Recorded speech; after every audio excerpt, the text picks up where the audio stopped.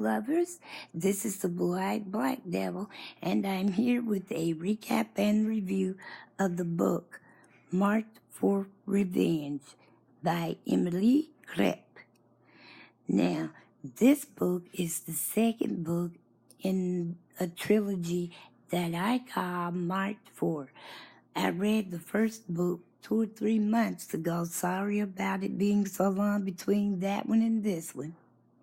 But the name of that book was Marked for Life, and it was really good to me. Now, like I said, this is the second book, Marked for Revenge, about the author. Emily Krepp is a #1 best-selling author, Nordic crime author, and she lives in Sweden with her husband and 2 children. If you hear any noise or anything in the background where I may sound muffled, it is because my dryer is going. I'm in the middle of doing laundry, guys. Now, I am going to break this up into 2 parts so that it won't be quite so long. Later on, if I can, I will link the 2 parts together for those of you who like the long version.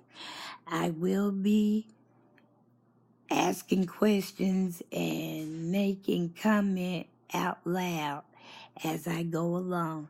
I don't think it's very many sidebars, and I don't believe there are any story times in this.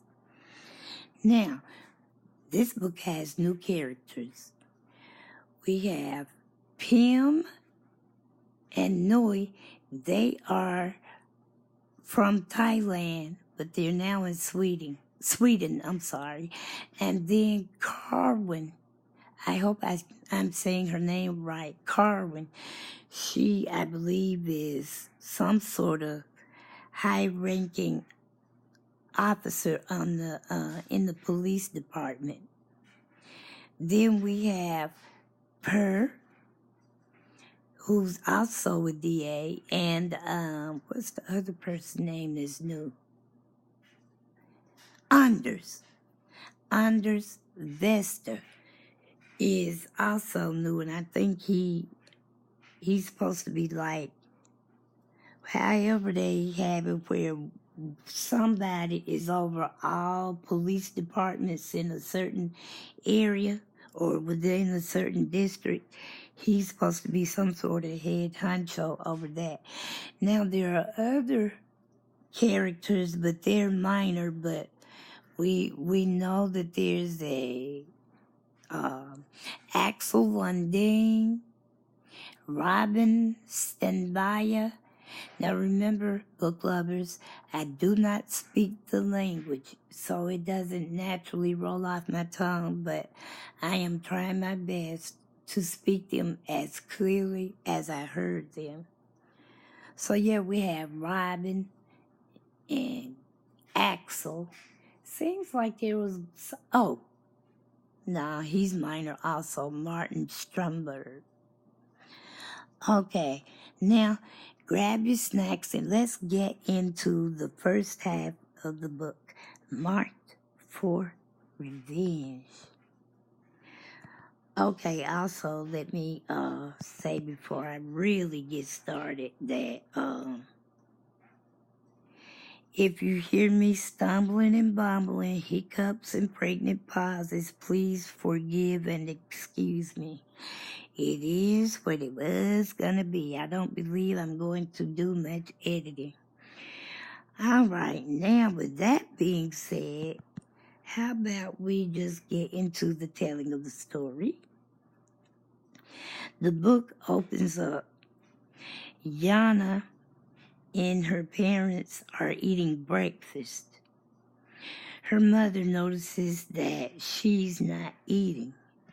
When she asks Yana if she was still having those vexing dreams, because remember, guys, from the other book, they were so confusing and puzzling that they left her shook for long periods of time. They were so bad that her parents took her to a psychologist and they put her on medicine, but all that did was make her sleepy. She couldn't really comprehend or remember anything. Anyway, her mother asked her if she was still having those dreams, and Yana told her yes, that before she could elaborate, her father snatched her up from the breakfast table, forcing her upstairs. He refused to hear anything else she had to say about the matter. Pulling her hair back, he was aghast to find that she wasn't wearing the bandage that she had been ordered by him to wear at all times.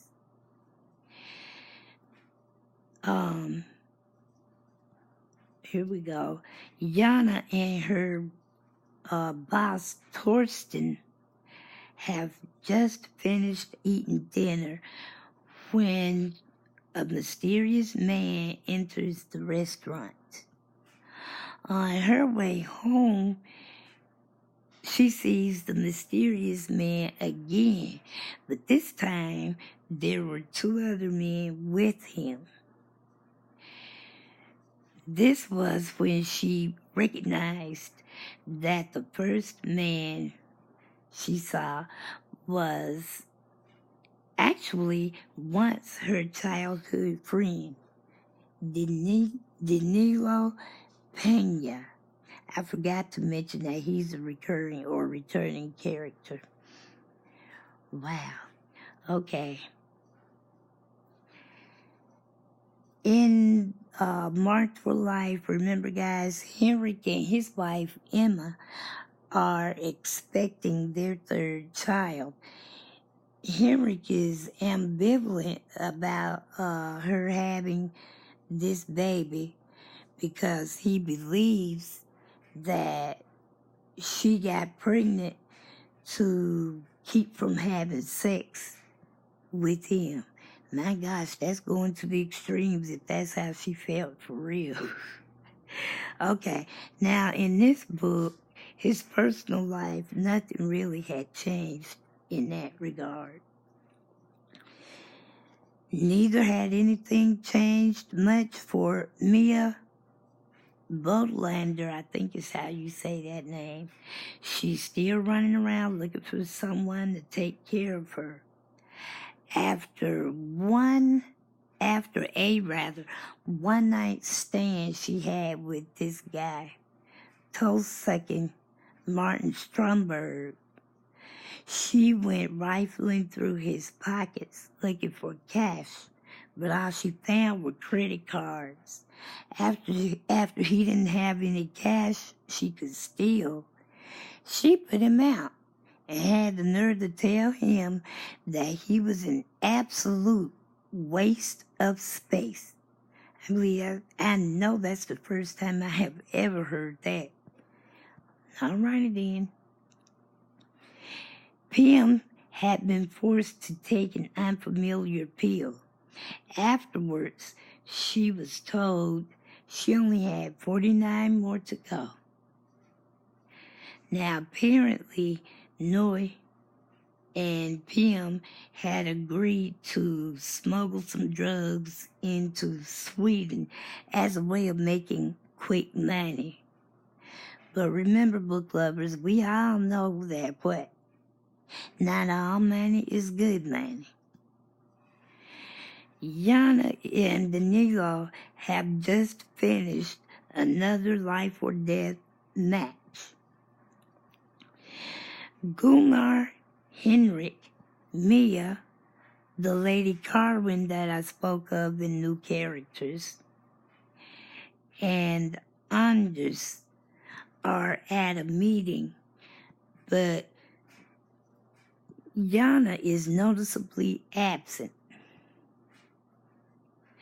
Yana's parents are on their way home from the opera when her mother, Margarita, asked her father, Carl, about him telling Yana something, but that was shot down right away. Yana's inspecting her bruises while sitting in a secret room with the memorabilia she had collected from her childhood.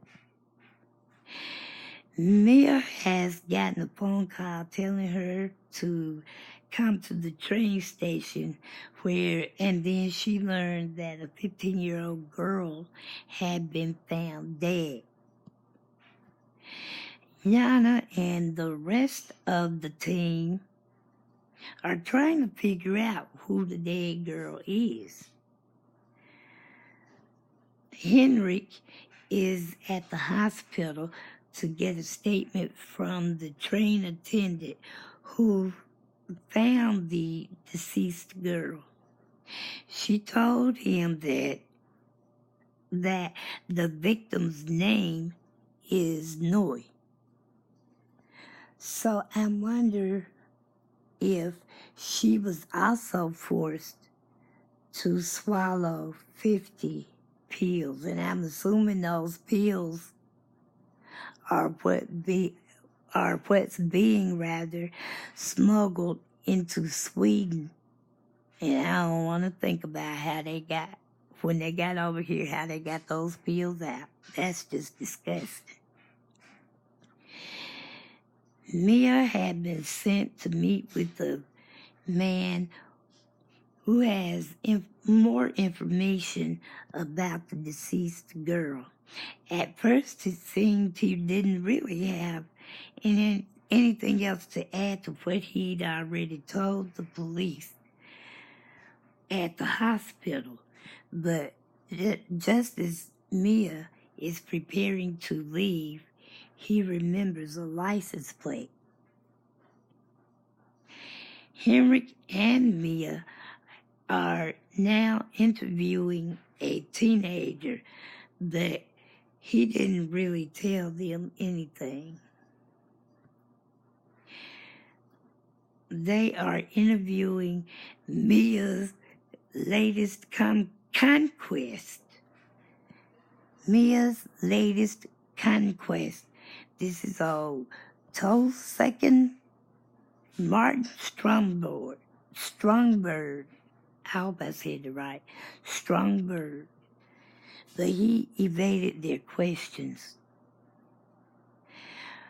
Carl and Margarita, Yana's parents, or creepy Carl Berzelius, they're entertaining at their home. Someone complimented them on Yana, I guess about Yana being a successful DA, which you remember, guys, Carl Berzelius is also a DA, held in high esteem. So someone complimented him on his daughter. But Carl's response, what did he do? He threw up. Now, I don't know how good a compliment is. So I know that I don't want a compliment so good that I throw up. That should have popped eyes and turned heads then. Anyway, he flashed back to when Yana was 9 years old and he saw her branded neck for the first time. She wasn't wearing the bandage he had ordered her to wear. So, since she wouldn't wear it at all times, he just constantly slapped her, ordering her to cry. But she never did. He did, though. I wonder why. Okay. Henrik and Mia are Henrik, Mia, and no, go back. Here we go. Henrik and Mia are discussing this case over lunch. He tells her that he believes Gabriel, remember Gabriel from Marked for Life? He was killed by Denigo, but Henrik is telling Mia now that he believes Gabriel was killed by a drug lord to keep him silent. And if that's the case, I bet you the drug lord was Danilo. Yana killed Robin Stenvaya. New character, remember. He had just been interviewed by Henrik and Mia. Okay, but why did she kill him? I believe she killed him because he saw Yana and Danilo fighting. Actually, he tried to get Yana some help, but she adamantly refused the help he offered. So I believe she killed him to keep him from going to the police with what he knew or what he saw. Yana and an acquaintance, Per, are having dinner. Is this all they do is eat and kill and smuggle drugs? Okay, Yana and Per, that's one of the new male characters, are eating dinner when he tells her that he had to meet with police about the latest homicide. The victim is the man Yana had just killed. She was shocked, and I believe she was shocked because she didn't expect she didn't expect his body would be found so soon after she killed him. The police are interviewing Robin's mother. She told them about her only child. She said he enjoyed being alone and he moved out at age 16. He lost his father 6 or 7 months prior to his own death. Now, that had to be really painful for his mother to lose both her husband and their only child in the same year.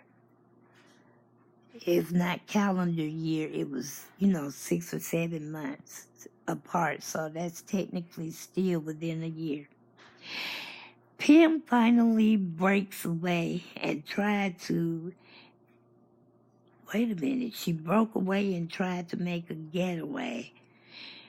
She thinks her captives are about to catch up with her. Yana's once again at her parents' house for dinner. Her father is, she's at their house for dinner. Her father is always somewhere lurking around, even in his own home. Gosh. Detectives obtained a search warrant for Robin's home, but what they found didn't match with what they had been told. For instance, his mother was a vegetarian, but a pack of ham was found in his refrigerator. Now, who's to say that it was his mother's pack of ham? If he moved out at age 16, it didn't say that he moved back in with his mother, but if he did do that, it very well obviously was his mother's ham. And if he was still living on his own, it evidently was his girlfriend's. Or it could have been him because he wasn't apparently a vegetarian. Okay. He had a girlfriend that no one knew about at that time. Meanwhile, Yana spots her birth certificate at her parents' home, and she wonders why her adoption was closed. Well, some are and some aren't. Yana woke up from another vexing dream. So see, Book lover, she's still being plagued with these dreams. But now she's at the hospital along with the rest of the team. Pim is trying to tell them what happened to Noi and her. She tried to explain that Noi wasn't in the room when she broke away. She said that she saved that girl's life, but who's the girl? She saved that girl's life, but she couldn't help Noi. Who's the girl? When asked what they were there in Sweden, why they were there in Sweden, Pim just, she shut that down. No, you're not going to admit to being some sort of drug courier. So, yeah, I would have shut it down, too. They're still questioning Pim about the girl left behind and Noi. Yana, Mia, and Henrik are in the parking lot when Yana found out that Robin had a girlfriend. And after the girlfriend found out Robin was dead, I know she knows she's thankful that Yana didn't know she was dating him. Or more to the point, she's thankful that she wasn't around when he got killed, because she very well, too, may have been killed. Okay, more questions and even fewer answers. They're starting to believe that the girl left behind is Ida. Ida is, or was, Robin's girlfriend. Now Ida has been found at her parents' home. She tried to dodge questions about her relationship with Robin, but eventually she came clean. She also tells them that Robin seemed scared, but of what or who she didn't know. Now, guys, this completes the first half of this book. So I am going to try my best to get it uploaded to YouTube between, daybreak, now and daybreak. I am going to go ahead and start working on the second half of this book, and hopefully by this time tomorrow night, both parts will be uploaded to YouTube. And if I can, I will link the two parts together for those of us who really enjoyed the longer recaps and reviews. But in the meantime, guys, please like, share, comment respectfully, and if you haven't already, please subscribe and hit the notification bell to be notified every time I upload a video. Visitors, feel free to join us. Subscribers, let's make them feel welcome. And please, like I said at the beginning, excuse any stumbles, bumbles, pregnant pauses, and hiccups, and even some repetition and other external noises. Okay, guys, until we read again, happy reading, thank you, and God bless.